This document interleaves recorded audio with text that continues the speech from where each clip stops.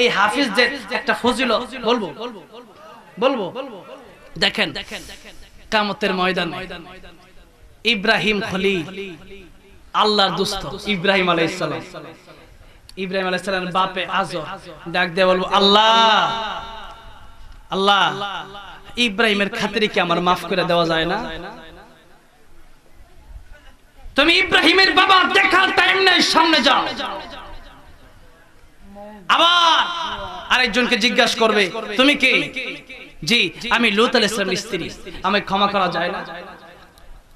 তুমি লূত আলাইহিস সালামের স্ত্রী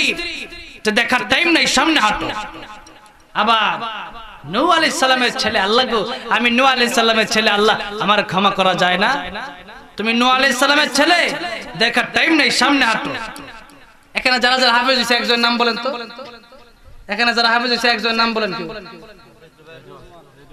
আচ্ছা হাফেজ জুবায়েরও আছে আচ্ছা হাফেজ রেজওয়ান তো হাফেজ রেজওয়ান তার বাবা কিয়ামতের ময়দানে ডাক দেয়া বলবে আল্লাহ আমি হাফেজ রিদওয়ানের বাবা সুবহানাল্লাহ আল্লাহ আমারে কি একটু ক্ষমা করা যায় আল্লাহ বলবেন আমি তো তোমারই খুঁজতেছি সুবহানাল্লাহ হ্যাঁ হাফেজের বাবা এদিকে আসো আল্লাহ রাব্বুল আমিন তার বাবা মাকে নিয়া নূরের টুপি পরায় দিবে ওই দিন বুঝবেন যেদিন কিয়ামতের মাঠটা কায়েম হবে বাবা ওই দিন হাফেজের বাবা আর মাকে নূরের মুকুট পরায় দেওয়া হবে আল্লাহর নবী বলেছেন যে টুপির আলো সূর্যের আলোর চেয়ে বেশি হবে আল্লাহু আকবার আর বলবে হাফেজ তুমি খুশি অনুযায়ী 10 জন লোককে বাছাই করে যাদের জন্য জাহান্নাম ওয়াজিব হয়ে গেছে তাদেরকে জান্নাতে নিয়ে যাও সুবহানাল্লাহ ওই দিন এমন লোক থাকবে এক গ্লাস পানি মাত্র পান করাইছে তারা বলবে আল্লাহ গো আল্লাহ কি হইছে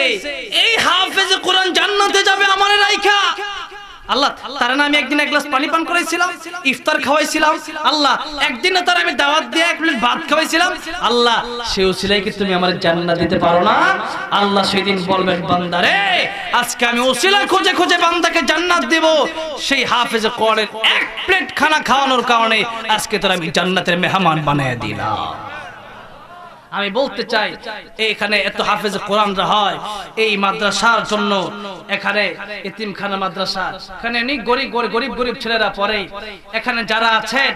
কেউ উঠবেন না দয়া করে আপনি যদি উঠে যান মনে রাখবেন আপনার বাবা মা আপনার ছেলেরাও হয়তো একদিন মাহফিলে আসবে আপনার জন্য দোয়া করে যাবে না অনেকের বাবা মা কবর দেশে চলে গেছে আমরা সবাই দোয়া করে যাবে আপনারা এখান থেকে কাছে কাছে যাবেন আমি সুদূর গাজীপুর যাব এখন অনেক দূরে যাব আমি মুসাফির মানুষ আমার দোয়া কবুল হবে আমার রাসূল বলেছেন তিন ব্যক্তির দোয়া আল্লাহ পাক খালি ফিরিয়ে দেয় না এক নম্বর মা বাবার দোয়া আল্লাহ পাক খালি ফিরিয়ে দেয় না দুই নম্বরে আল্লাহ পাক মাজলুমের দোয়া বদদোয়া হোক দোয়া হোক আল্লাহ পাক খালি ফিরিয়ে দেয় না তিন নম্বরে মুসাফির ব্যক্তির দোয়া আল্লাহ পাক খালি ফিরিয়ে দেয় না আমি এই মুহূর্তে মুসাফির আল্লাহ রাসূলের হাদিস যদি সত্য হয়